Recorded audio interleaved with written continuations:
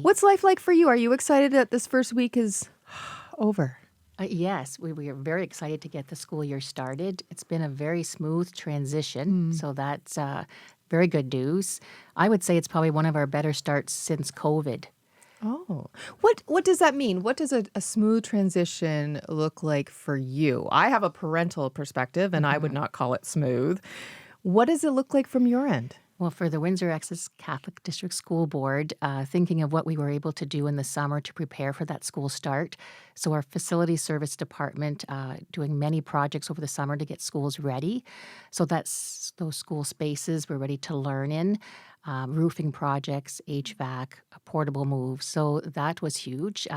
Last year at this time, we were waiting for portables still to be delivered. So this year they were delivered in August, with electrical being placed last week of August, which meant for a great start in that concern. That does sound smooth. If Very only all smooth. construction projects were that smooth. Yes. What's enrollment like right now across the board? Enrollment is very healthy. We're up in all areas. Elementary is about 14,600. Secondary 8,100, so about 23,700. We're about 680 to 700 more students this year than last year, and we also have an adult program at St. Mike's, which has about 1,000 adults coming to school every day. So very healthy enrollment. We're very proud of that. We've worked hard over the last few years to really instill that welcoming and support as students and families come to our Catholic schools. Are there schools right now that have exploded in terms of enrollment? Yes, we do have a number of schools that you'll see an increase in enrollment. Assumption High School, Assumption Middle School, St. James on the West End, which is very healthy for that community. We also have LaSalle area expanding quite a bit. Tecumseh, St. Clair Beach area with our St. Andre's French immersion. Again, numbers have increased. So all around Windsor and Essex County, we're seeing those numbers coming in. I think it has a lot to do with the economy, the boost in economy. So a lot of our families are moving into the area. I think we really need to celebrate the Windsor-Essex region.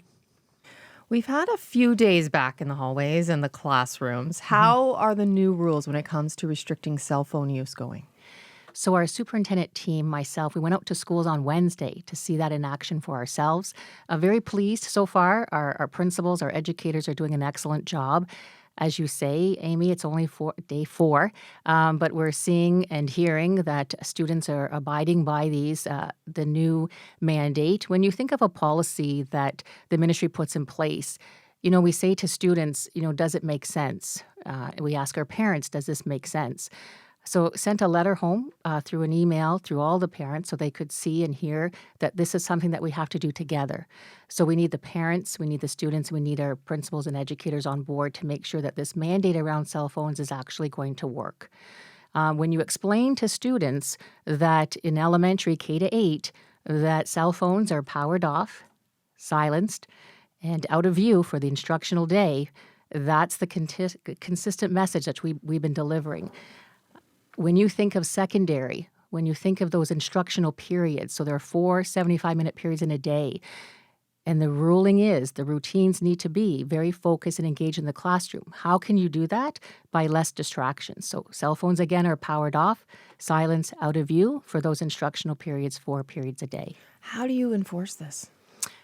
So, when you have some students perhaps that may not comply, there are procedures in place. Our administrators, we did a whole day of training before school started, so the last week of August, and we went through it. What does this look like when you have a student that may not comply? First, in the classroom, we ask our educators to instruct them to put the device in a designated area. And most times at that point, they do listen. And if not, then you go to the next step where a student may be sent to the office.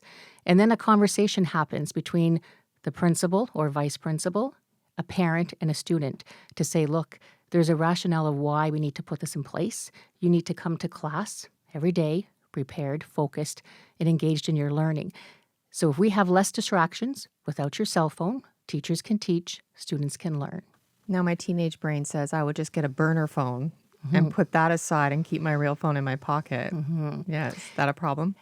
Not so far, but there'll be some students that test, different avenues of what does that device look like. Yeah. So our educators and our administrators are going to be watching for those things. But in essence, when you explain to students the rationale, I think we need to give our students some credit in the sense there's a reason behind this, and it's tied to mental health. You need to make sure you're coming to class on a regular basis.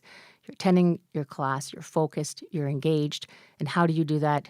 With less distractions, leave the cell phone off. It's something that, and I imagine you're the same way, it's something I can understand because I didn't have a cell phone in school. So for me, it's an easy concept. But when we talk to some of these students, it's very hard for them to understand the separation and why it is. They say, you're being bossy, you're controlling, you're telling us what to do. How do you explain a world that they don't understand? So you go back to the rationale. For example, our secondary schools. I spoke to a principal just yesterday, school of 1,350. After day 3, how is it going? Same thing. She said, you know what, we did grade level assemblies. So speaking to just grade 9s, speaking to just grade 10s, speaking to just grade 11s, speaking to just grade 12s. That's a lot of work. A lot of work, but if that routine is put in place and they know the rationale behind it, and they know it's a consistent approach throughout not only our Catholic board, but throughout the province, students will start to come around. We do need to make sure our parents are on board as well. I do want to move on because we have a couple more topics we want to cover, and we have a short period of time. But on a memo you sent to parents, it also included policies around the elimination of vaping in schools. Can you explain how that will work in terms of expectations and enforcement? Yes. So last year, we actually piloted vaping detectors in a few of our schools. Oh. So we were trying to get ahead and try to be proactive. And we did see a decrease in that. It did deter students. We want to make sure that our washrooms are safe places for all students, and washrooms are for washroom purposes. So with this mandate, again, when you think of the law, the Smoke-Free Ontario Act basically says to all students and families that you cannot smoke, vaping included, on school property. It's the law. So principals, once a vaping sensed or detector is detected, that's alerted to, it's an alert that goes to the principals or vice principals in the main office. And then they are able to speak to that individual that's been caught and then have a conversation with the parents, because sometimes parents are not sure that their child is vaping. I'm also wondering why it took so long because, when we went to school, there was the smoking pit and then it got moved across the street. Why not just graduate the vaping into that concept right away? I think something that just, over time, the last couple of years, I still remember 2 years ago, the former Minister of Education, Steve Lecce, came down and spoke to our student trustees and asked them the question, what is your main concern or priority happening in your secondary schools?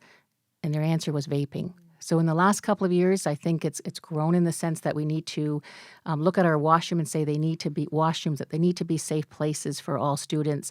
So this is something that's going to deter the students and, again, educate parents. And we can use progressive discipline because it's the law. Vaping was top of mind at that time. What's top of mind for you now? Getting back to the foundational skills of where we need to be for learning. Elementary, we have that reading screening tool that's new from the ministry, looking at the focus of making sure our students can learn to read from the Right to Read document from the Human Rights Commission from K to 2. So your little one will begin that process this fall, and then into grade 2, learn how to read to comprehend. The other area is around the focus on skilled trades. So we've been able to increase this particular area with, we already have construction, masonry, plumbing, and electrical at our St. Anne's Skilled Trades Academy Learning Center at the former St. Anne's. Yes, I've been there. So now, Amy, we have 18 welding booths. Wow. That have just been I think there was introduced. only 2 there when I went there, maybe 3. So now, and it's all new. So thank you to our Board of Trustees for the funding approval. And we have 6 sections of students already going into that place for the welding. So it's a great ministry initiative around skilled trades, and now we're actually implementing, so it's great news. This is great. Thank you so much for coming in this morning, Imelda. You're very welcome. Thank you for having me. Imelda Burney from the Catholic Board in Windsor-Essex.